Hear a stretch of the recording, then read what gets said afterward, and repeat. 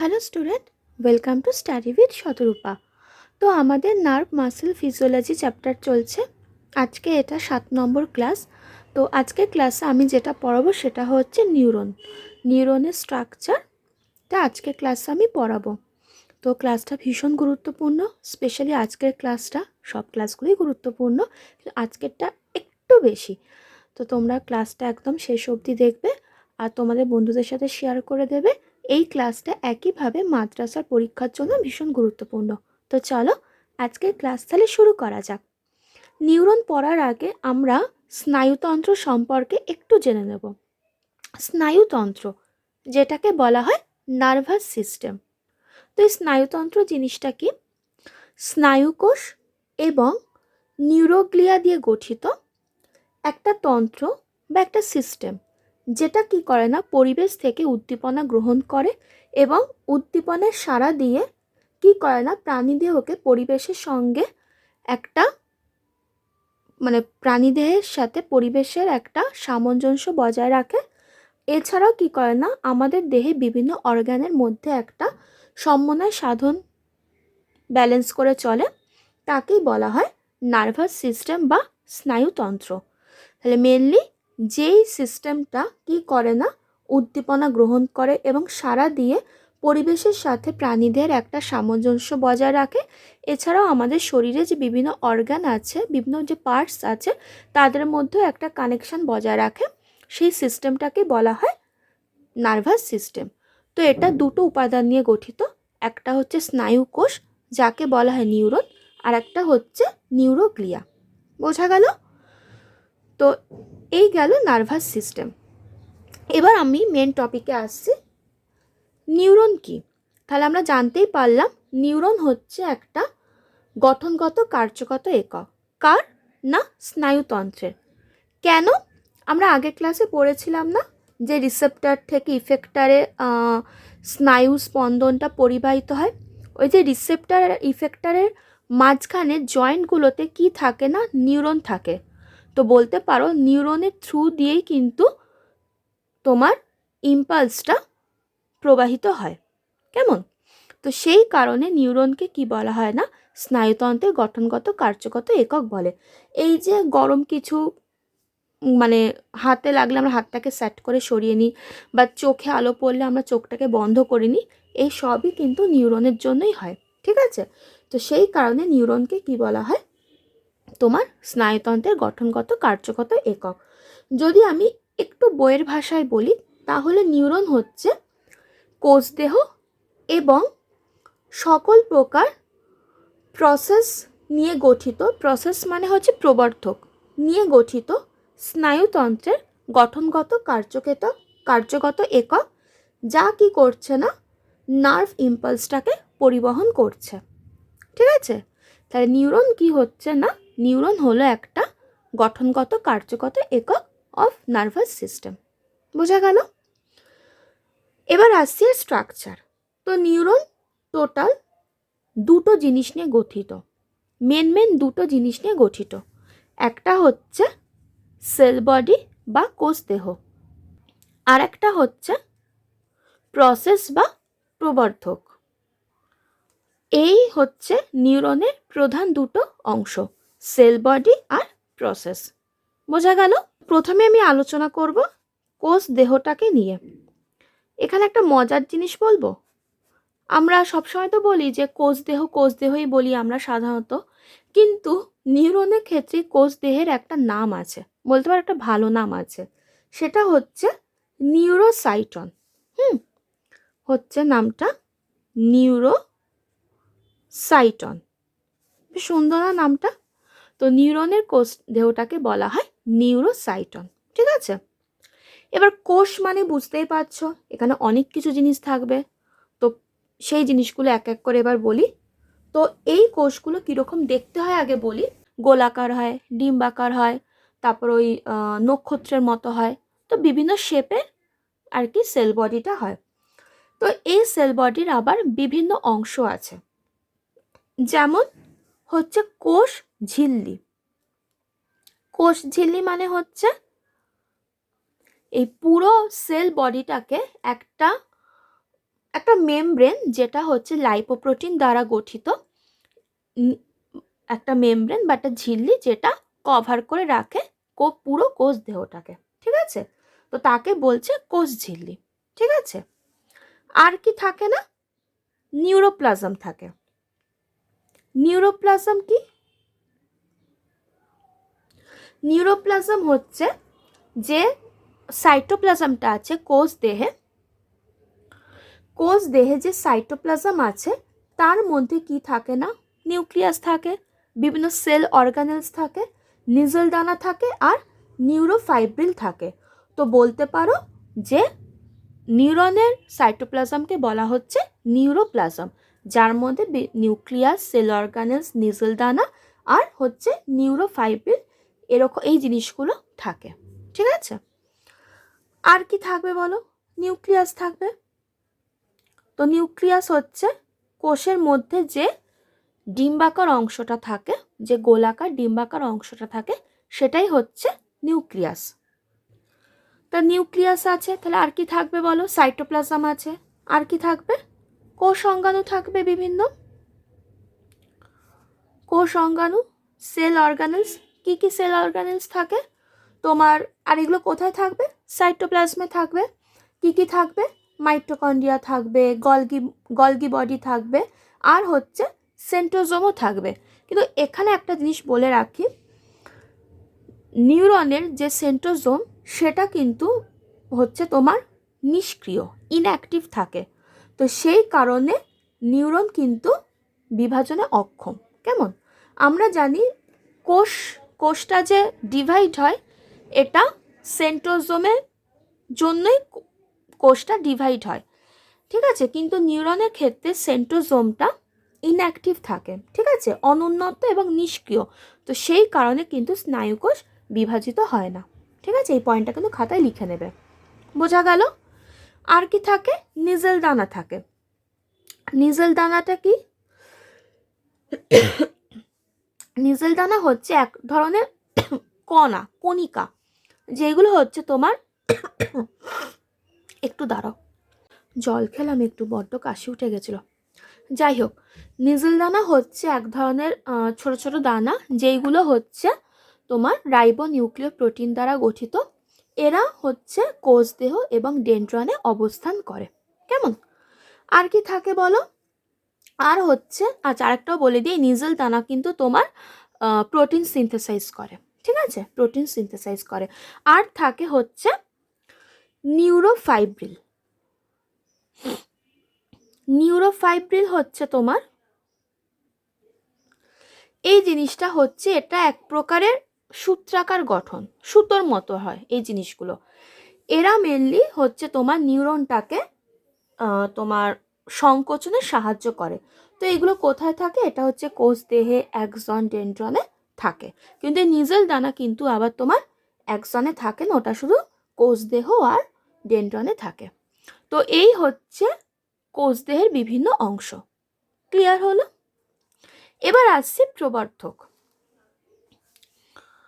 প্রবর্ধক বা যেটাকে ইংলিশে বলে প্রসেস। প্রবর্ধক প্রবর্ধক হচ্ছে স্নায়ু কোষের কোষদেহ থেকে একটা সূত্রাকার অংশ বেরোয়।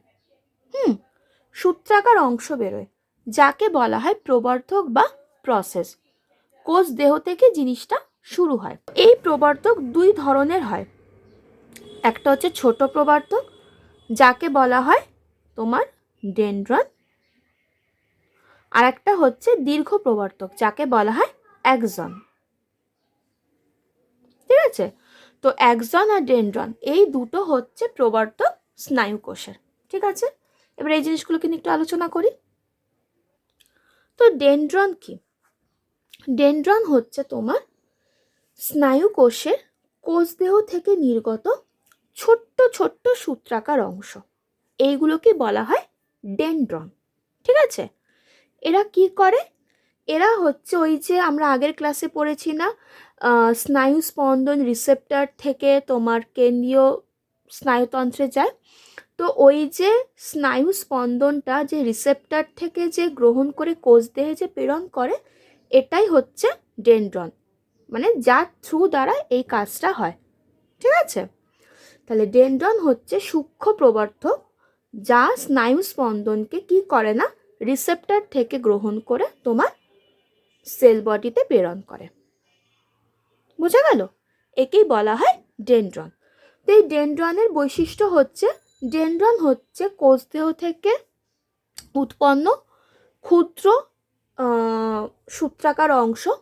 এগুলো আকারে ছোট এবং অনেক তোমার শাখা প্রশাখা নিয়ে আর কি তোমার যুক্ত হয়। আর এদের এক একটা শাখাকে বলা হয় ডেনড্রাইট। হ্যাঁ, এদের এক একটা শাখাকে বলা হয় ডেনড্রাইট।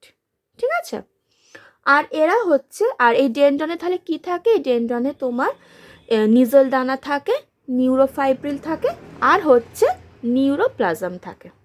বোঝা গেল? তাহলে ডেনড্রন হচ্ছে কোষদেহ থেকে উৎপন্ন ছোট ছোট শাখা প্রশাখাযুক্ত অংশ, যা কি করে না, স্নায়ু স্পন্দনকে রিসেপ্টর থেকে গ্রহণ করে সেল বডিতে প্রেরণ করে। ক্লিয়ার? আশা করি কোনো অসুবিধা নেই। এরপর আসছি অ্যাক্সন। তাহলে এর কাজ কি? এর কাজ ওইটাই যে ডেনড্রন কি করে না, রিসেপ্টর থেকে আবেগকে কোষদেহে ট্রান্সফার করে। ঠিক আছে, এবার আসছি অ্যাক্সন। অ্যাক্সন কি? অ্যাক্সন হচ্ছে তোমার নিউরনের দীর্ঘ প্রবর্তকটা। ঠিক আছে, যেটা কি করে না, ওই যে তোমার সেল বডিতে তো পাঠিয়ে দিল, এবার সেল বডি থেকে জিনিসটা কোথায় যাবে? ইফেক্টারে যাবে। ওইটা কার থ্রুতে দিয়ে যায়? এই অ্যাক্সনের থ্রু দিয়ে যায়। তার মানে আবেগটাকে, স্নায়ু স্পন্দনটাকে কোষদেহ থেকে ইফেক্টারে বহন করে নিয়ে যায় হচ্ছে নিউরনের এই দীর্ঘ প্রবর্তকটা, যাকে বলা হয় অ্যাক্সন। বোঝাতে পারছি? এবার এর বৈশিষ্ট্যগুলো একটু দেখে নিই। এটা হচ্ছে নিউরনের একটা দীর্ঘ প্রবর্তক। এটা শাখাহীন হয় বা শাখাযুক্ত হয়। তবে এর যে শাখা, এর শাখার একটা নাম আছে, যার নাম হচ্ছে তোমার কোল্যাটেরাল। ঠিক আছে, নাম হচ্ছে কোল্যাটেরাল। ঠিক আছে, কোল্যাটেরাল। ডেনড্রনেরটা সোজা একটা নাম ছিল ডেনড্রাইট, কিন্তু এর নামটা হচ্ছে কোল্যাটেরাল। বাংলা নামটা হচ্ছে তোমার অক্ষ শাখা, মোস্ট প্রবাবলি অক্ষ শাখা, কোল্যাটেরালই বলবে। ঠিক আছে, তো থাকে না, যদিও বা থাকে তাদেরকে বলা হয় কোল্যাটেরাল। আর কি? আর হচ্ছে কোষদেহের যেই অংশটা থেকে এই অ্যাক্সনটা আর কি উৎপত্তি হয়, তাকে বলা হয় অ্যাক্সন হিলক। কি বলে তাকে? তাকে বলে অ্যাক্সন হিলক। ঠিক আছে, অ্যাক্সন হিলক, যেখান থেকে তোমার, বানানটা ঠিক লিখলাম, HILL হবে, হিলক। ঠিক আছে, যেখান থেকে অ্যাক্সনটা উৎপত্তি হয়। ঠিক আছে, আর বৈশিষ্ট্য হচ্ছে, তাহলে অ্যাক্সনের তাহলে সাইটোপ্লাজমকে কি বলবে বলো তো? এর সাইটোপ্লাজমকে বলবে এক্সোপ্লাজম। ঠিক আছে, এর সাইটোপ্লাজমকে বলবে এক্সোপ্লাজম। তাহলে এর মধ্যে কি কি থাকবে? এর মধ্যে তোমার মাইটোকন্ড্রিয়া থাকবে, আর হচ্ছে নিউরোফাইব্রিল থাকবে, নিউরোফাইব্রিল। কিন্তু কিন্তু কিন্তু নিজেল দানা থাকবে না। মনে রাখবে, নিজেল দানা কিন্তু থাকবে না। এ কোথায় থাকবে? এ ডেনড্রনে থাকবে। বাদবাকি মাইটোকন্ড্রিয়া, নিউরোফাইব্রিল এগুলো অ্যাক্সনে থাকবে, কিন্তু এই নিজেল দানা কিন্তু থাকবে না। ঠিক আছে, আর কি বৈশিষ্ট্য? এর ওপর তিনটে আবরণ থাকে, তিনটে লেয়ার থাকে। কি সেই লেয়ারগুলো? ভেতর থেকে বাইরের দিকে যে লেয়ারটা থাকে, তার কটা লেয়ার থাকে? তিনটে লেয়ার থাকে। ভেতর থেকে বাইরের দিকে যে লেয়ারটা থাকে তাকে বলা হয় তোমার এক্সোলেমা। তাকে বলা হয় এক্সোলেমা। ঠিক, এটা হচ্ছে ভেতর থেকে বাইরে। এর পরে যে লেয়ারটা থাকে তার নাম হচ্ছে মায়োলিন সিদ। ঠিক আছে, মায়োলিন না, মায়োলিন কথাটা, মায়োলিন সিদ, বোঝা গেল? আর যে লেয়ারটা থাকে সেটা হচ্ছে তোমার নিউরিলেমা। নামগুলো একটু অন্যরকম আছে, হ্যাঁ, নিউরিলেমা, নিউরোলেমা করে দিও না, কথাটা হচ্ছে নিউরিলেমা। তাহলে এই হচ্ছে তিনটে লেয়ার একজনের।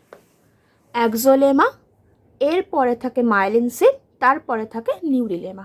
এবার এই মায়োলিন সিদ আর নিউরিলেমার মাঝখানে, এর মাঝখানে এরকম কিছু কোষ দেখা যায়, যেই কোষটাকে বলা হয় সোয়ান কোষ। আগের দিন বলছিলাম না সোয়ান কোষের কথা, ছবিটার মধ্যে ছিল। তাহলে মায়োলিন সিড, মায়োলিন সিডের আর একটা নাম আছে মেডুলারি আবরণ। এর আর একটা নাম আছে মেডুলারি আবরণ। তাহলে মায়োলিন সিড আর নিউরোলেমার মাঝখানে যে কোষ আছে তাকে বলা হয় সোয়ান কোষ।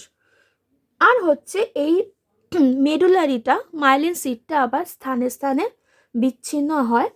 সেই অঞ্চলটায় কি থাকে না, একটা খাঁজ থাকে সেই অঞ্চলে, বা একটা নোড, তাকে বলা হয় র্যানভিয়ারের পর্ব।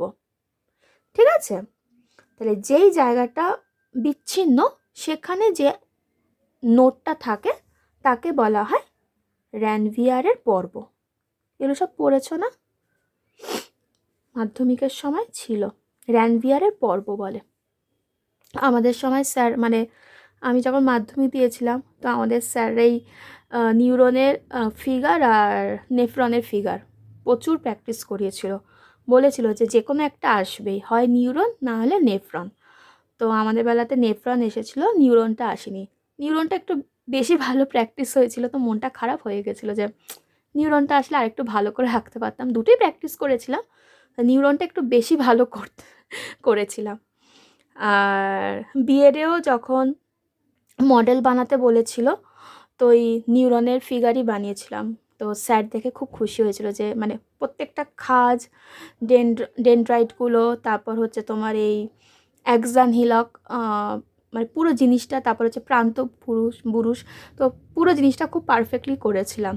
তো স্যার খুব প্রশংসা করেছিল। যাই হোক, মনে পড়ে গেল। আর হচ্ছে অ্যাক্সানের শেষ প্রান্তে কি থাকে, প্রান্ত বুরুষ থাকে। আবার এত আওয়াজ হচ্ছে না, প্রান্ত বুরুষ। ঠিক আছে, ইংলিশ নামটা হচ্ছে এন ব্রাশ। তাহলে এই হচ্ছে তোমার অ্যাক্সানের বৈশিষ্ট্য, বোঝা গেল? তাহলে অ্যাক্সানের কাজ কি?